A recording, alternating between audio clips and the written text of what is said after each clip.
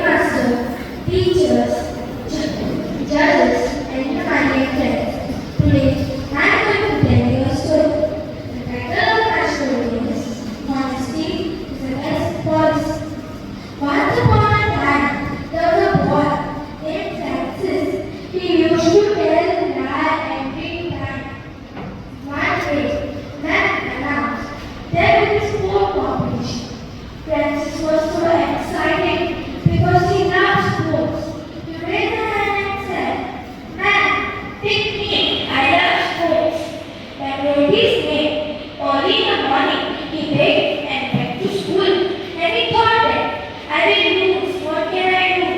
Oh, I can just tell a lie to man. Man, I got spot in my leg. I can't do sports anymore. Okay, friends, you can sit there and watch the children doing sports. Thank you, ma'am. After a few days, there was an art competition. Francis was so excited because he loved art. He raised a hand and said, "Ma'am, pick me. I love art." Ma'am wrote his name. Early in the morning, he went and went to school. Then he thought that, I will lose. What can I do? Oh, I can just tell a lie, ma'am. Ma'am, I got hurt in my head. I can't do sports anymore. Art anymore. Ma'am understood that Francis was telling me lie. Okay, Francis, you can sit there and watch the children doing art. Thank you, ma'am. After a few days, there was a dance competition. Francis was so excited because he loved dance. He raised a hand and said, "Ma'am, pick me. I love dance." No, Francis, you have told too much of lie. I will not take you. Please, ma'am. Sorry, ma'am. I will never do this again. I should give Francis a last chance. Okay, Francis, this is your last chance. Thank you, ma'am. He danced like a seabird and won first place. And he promised us that from now on, I will never tell a lie and be honest to yourself. The moral of my story is, you should never tell a lie and be honest to yourself. Thank you and have a nice day. Master, teachers, and you, my dear friends. My name is Aravind. I'm studying in Standard 7B. The title of my story is The Prime Minister's Choice. Once upon a time, there lived a king.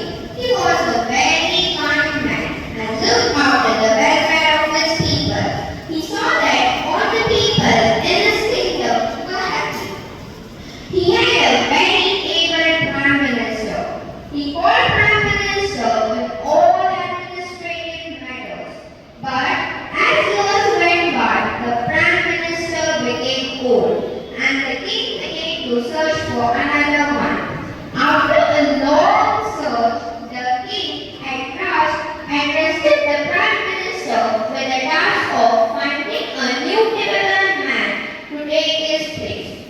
The prime minister issued a proclamation and called a meeting of all the pundits from the kingdom. He then selected the four most learned pundits.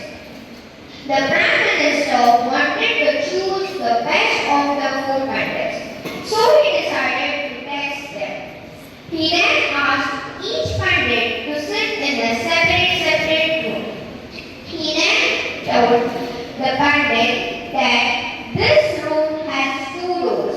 I will close both the doors, but I will close one door from inside and the other from the outside. Without using a key, you should be able to open the door from inside and come out. The pundit who succeeds in coming out first will be made the prime minister. Out of the four pundits, three were confused. Each of them thought, how can it be possible to open the door without the key? And if I cannot, I will not be able to go out and be a prime minister. The three pundits spent their whole night reading their books. But unfortunately, none of them found a solution. The fourth pundit, however, had a deep sense of reasoning. He had a rational and analytical mind. He pondered over the problem for a long time. There is no way I can open the door without the key. So I think there is some trick in the lock itself. Let me check the latch and the lock.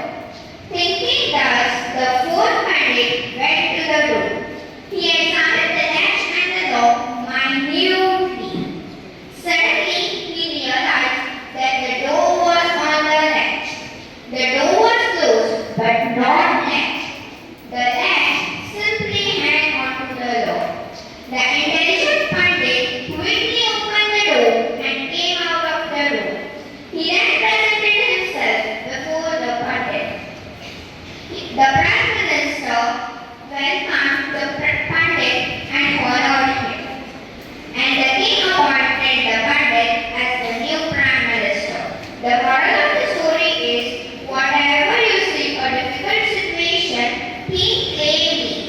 ponder over a problem intelligently, analyze it, and you will surely find a solution. Thank you and have a nice day.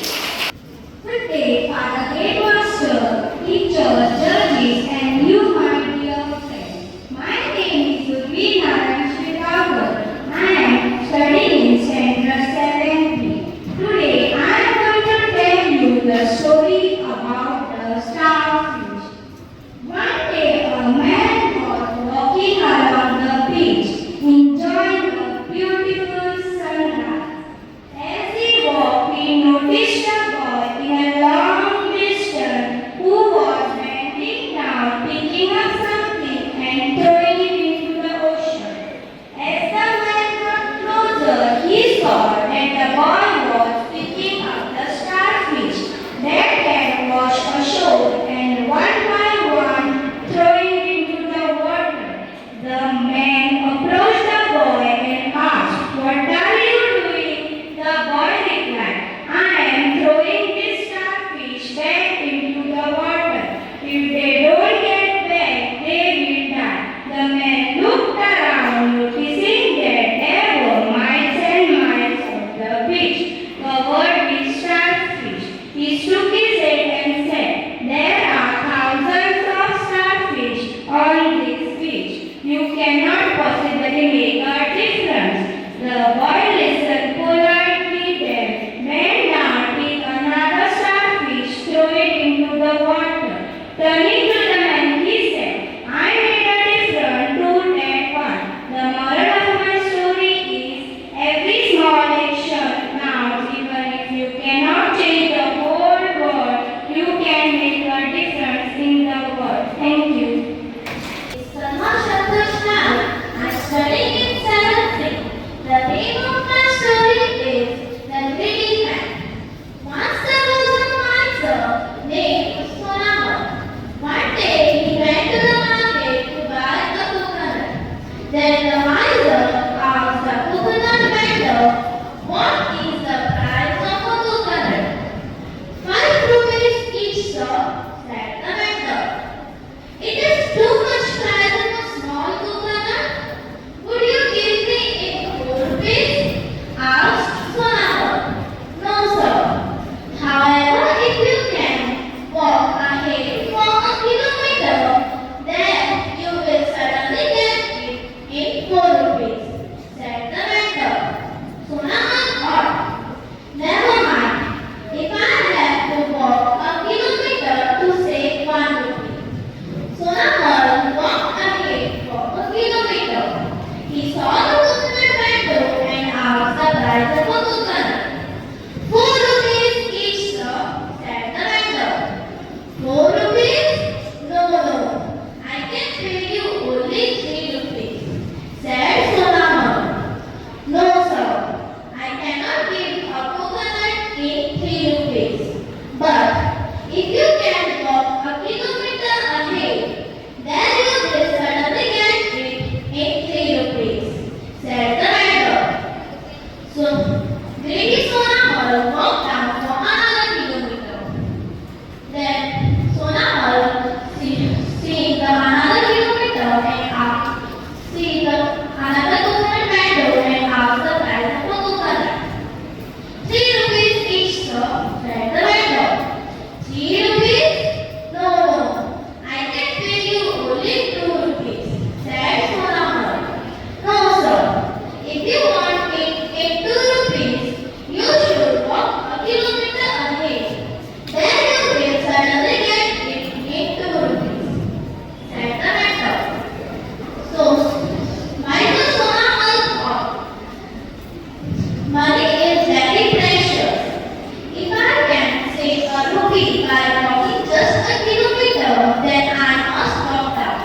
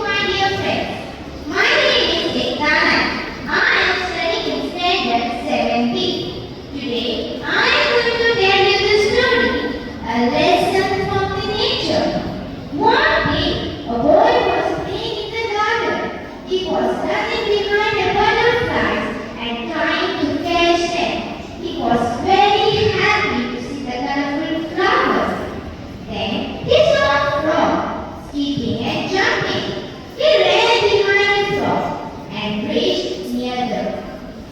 But the frog jumped into the pond. Then he saw a cow chewing grass. A fly came there and perched over the cow. The boy clapped and laughed. The boy was enjoying the beauty of the nature. He said, "Nature is wonderful. Its beauty attracts everyone." When he saw a squirrel, he ran behind it and reached near the beds of roses. He tried to pluck one rose plant, but a thorn of the rose plant pierced his finger while he was plucking out the plant. It was very painful. He started crying and ran to his house. His mother asked him, "Why are you crying? What is the matter?" The boy said, "A thorn of the rose plant pierced my finger while I was plucking out the plant. Now I feel so pain." The mother said, "It's your mistake. You should not have tried to pluck out the plant. Plants use oxygen to breathe. We should never harm them. We should help to maintain our nature." The boy realized his mistake and said, "Okay, Mom, from today I will not pluck any plant and make our nature more beautiful." Reminding you that we should protect all living beings, whether animals or plants. We should never harm them and make our nature more green and beautiful. The moral of my story is, if you destroy the nature, the nature